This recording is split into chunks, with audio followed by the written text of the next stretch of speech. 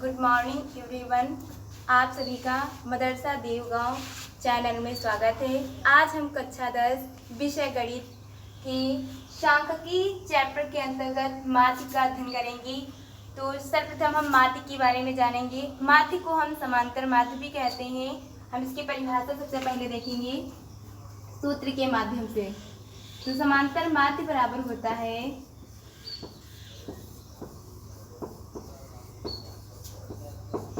माध्य बराबर कुल पदों का योग, कुल पदों का योग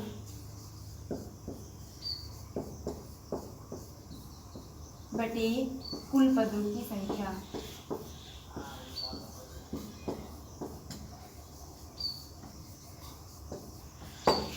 यानी जो आंकड़ा दिया होता है उनमें सभी मानों के योग को यदि पदों की संख्या से भाग कर दिया जाए तो जो भागफल आता है वही हमारा समांतर माध्य कहलाता है। तो आज हम माध्य के अंतर्गत जो सवाल आते हैं, यानी ये हम पिछले अनुच्छेद में पढ़ चुके हैं इस विधि का प्रयोग करके। आज हम इसमें निम्न विधियों का, यानी जो माध्य है समांतर माध्य निकालने की निम्न विधियों के बारे में चर्चा करेंगे। जैसे कि पहली विधि हमारी है प्रत्यक्ष विधि,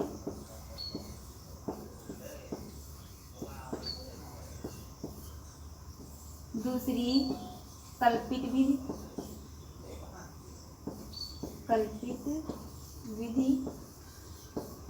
तीसरी पग विचलन।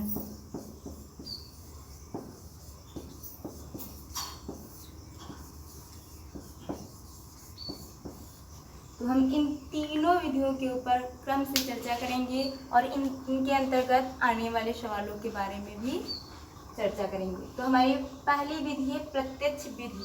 तो इस पे किस प्रकार के सवाल पूछे जाते हैं, तो सबसे पहले हम प्रत्यक्ष विधि को देखेंगे।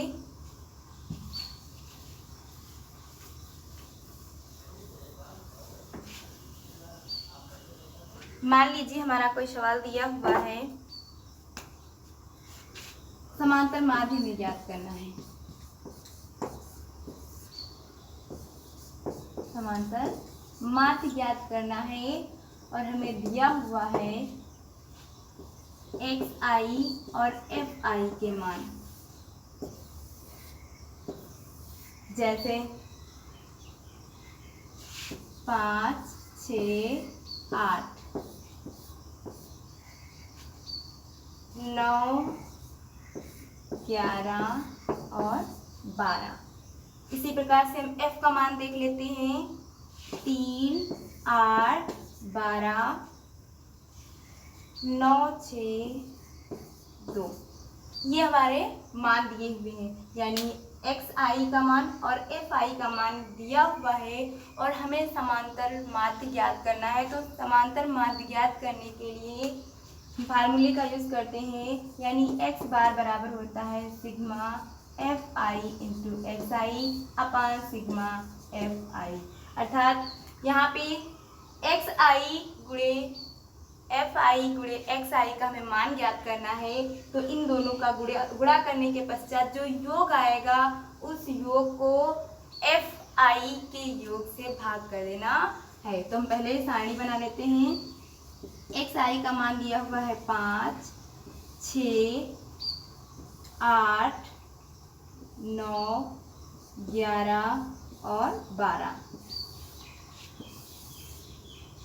fi का मान दिया है 3, 8, 12, 9, 6 और 2।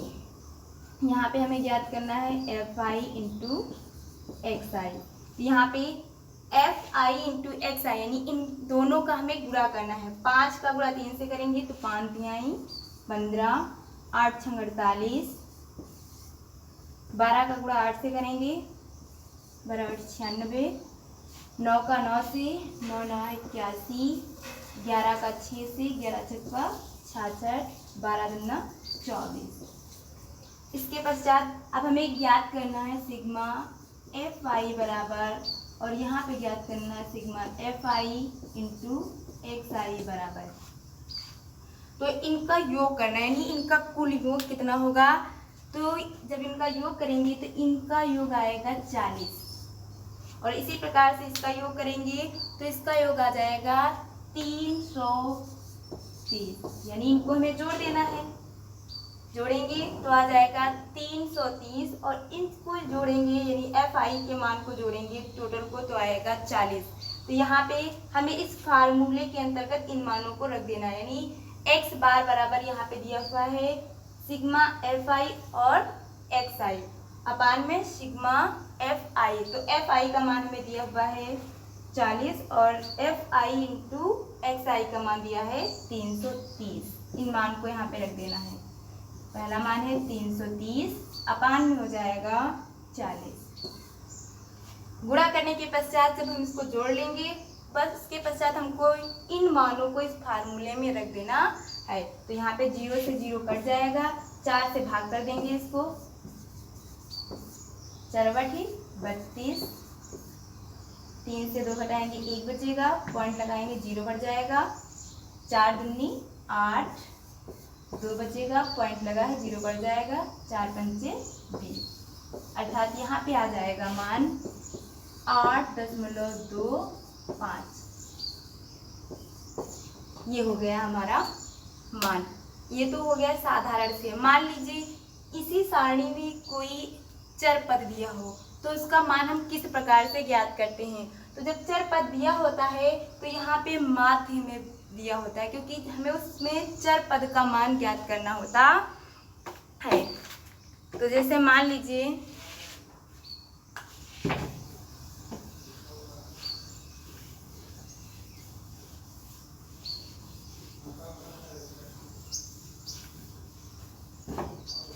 निम्नलिखित बारंबारता बंटन का माध्य अगर मान लीजिए दिया है 20 तो P का मान ज्ञात कीजिए। मान लीजिए कोई एक सारणी दी हुई है, उसमें समांतर माध्य में दिया हुआ है 20 और हमें ज्ञात करना है जो इसमें P यानी जो चर पद दिया है उसका मान ज्ञात करना है। तो हम सबसे पहले लिख लेंगे कि हमारे समांतर माध्य कितना दिया हुआ है, माध्य यानी समांतर माध्य ये दिया हुआ है 20। सारणी हमारी दी हुई है XI और FI।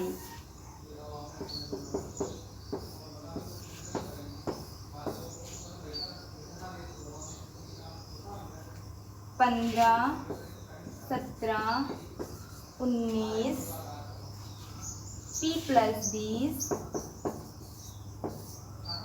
और 23। ये हमें XI का मान दिया हुआ है और ये FI का मान दिया है। इसी प्रकार से FI का मान दिया है 2, 3, 4, 5 P और 6। ये मान दिए हुए हैं तो इनको हम किस प्रकार से करेंगे, उसी प्रकार से सारणी बना लेंगे। FI के मानों को लिखेंगे 15, 17, 19, P + 20 और यहाँ पे हो जाएगा 23। यहाँ पे FI का मान जो भी मान दिए हुए हैं उन मानों को हमको यहाँ पे लिखना है। तो यहाँ पे हमें क्या दिया हुआ है 2, 3, 4, 5 P और 6। हमें ज्ञात क्या करना है FI इंटू XI। तो FI और XI का हमें मान निकालना है, यानी इन दोनों का हमें गुणा करके यहाँ पे लिखना है। तो यहाँ गुणा कर लेंगे 15 दूना 30, 17 तियाँ 51, 19 चौक 76। यहाँ पे 5 P का गुणा P से करेंगे तो यहाँ पे P की पावर 1 यानी घात 1 है, यहाँ पर भी 1 है तो 5 × 5 हो जाएगा, यानी यहाँ पर 1 है तो 5 × 5 और यहाँ पे P का गुणा यानी जो P है P की गुणा P से करेंगे तो यहाँ पे घातों का योग हो जाता है, क्योंकि गुणे में घातें जुड़ जाती हैं। तो P की घात 2 हो जाएगी, प्लस हो जाएगा 20 पंचे 100 P। यहाँ पे 23 का गुणा करेंगे 6 से, 6 × 18 के 8, यहाँ पे हो जाएगा 6 दूनी 12 और 1 13 यानी 138। अब यहाँ पे FI का मान निकालेंगे यानी कुल योग FI बराबर 4 3 7, 7 2 9, 9 6 15 प्लस में हो जाएगा 5p। उसी प्रकार से इसका भी योग कर लेना है, तो इसका योग आ जाएगा sigma F I into X I का मान हो जाएगा 295। योग कर लेंगे। यहाँ देखिए ये मान 8 6 14 और 1 15 के 5 हो जाएंगे। यहाँ पे 7 3 10, 10 5 15, 15 3 18 और 1 19 हो जाएगा। 1 और 1 हासिल 2, और इसको ऐसे ही हमें लिख देना है 5p की घात 2 प्लस 100p। अब मैं उसी फार्मूले में हमें मान पता हो गया कि sigma F I into X I का मान कितना है और सिग्मा एफ आई का मान कितना है। फार्मूला हमारा क्या था, एक्स बार बराबर sigma F I into X I अपान में हो जाएगा सिग्मा एफ आई। इन मानों को रखना है। हमें समांतर माध्य दिया हुआ है, तो समांतर माध्य हमारा कितना दिया है 20 बराबर सिग्मा एफ आई और एक्स आई का मान, तो यहाँ पे है 295 प्लस 5p की घात 2 और प्लस का हो जाएगा 100p अपान में हो जाएगा 15 प्लस 5p। गुणा कर लेंगे चाची, 15 का 2 से करेंगे तो 15 दूना 30 और 1 0। यहाँ पे 20 का गुणा 5 से करेंगे तो 20 25 100 p बराबर 295 प्लस का 5p की घात 2 और प्लस 100p। इधर भी 100p प्लस में है और उधर भी 100p प्लस में है, यानी किसी एक पक्ष में पक्षांतर करेंगे तो ये एक मान ये माइनस का हो जाएगा, तो यहाँ पे 100p से 100p कैंसिल हो जाएगा। अब हमारे पास बचा है 300 और यहाँ पे है 295। इसको दूसरे पक्ष में ले आएंगे तो यहाँ हो जाएगा 300 माइनस 295 बराबर 5 p की घात 2। 300 से 295 घटा देना है तो बचेगा प्लस का 5, यानी यहाँ पे जो संख्या है वो 300 बड़ी है, तो यहाँ पे जो संख्या घटेगी उसके पश्चात जो संख्या हमारी बड़ी होती है उसी का चिन्ह लगता है। तो 300 जो लिखा हुआ है वो 295 से ज़्यादा है, इसलिए यहाँ पे प्लस का मान आएगा हमारा। बराबर में हो जाएगा 5p की घात 2, तो p स्क्वायर बराबर हो जाएगा 5/5 अर्थात 5 एकम 5, 5 एकम 5, तो p स्क्वायर बराबर 1 आएगा। और हमें p का मान ज्ञात करना है, स्क्वायर नहीं होना चाहिए, तो स्क्वायर हटाएंगे तो दूसरी ओर आ जाएगा रूट, तो p बराबर मान हमारा निकल के आएगा प्लस माइनस 1। तो ये हो गया। मान लीजिए हमारी कोई सारणी दी हुई है और उसमें कोई अचर पद दिया हुआ है, तो इस प्रकार से हम ज्ञात कर सकते हैं। तीसरे स्टेप में मान लीजिए प्रत्यक्ष विधि की ही बात कर रहे हैं कि साधारण दिया हुआ है तो हम डायरेक्ट गुणा करके निकाल लेंगे। अगर मान लीजिए इसमें कोई चर पद दिया हुआ है तो उसमें समांतर माध्य हमको दिया हुआ होगा, तो हम इस प्रकार से कर लेंगे। यदि वर्ग अंतराल दिया हो तो हम इन सवालों को किस प्रकार से करते हैं। एक सवाल और देख लेते हैं।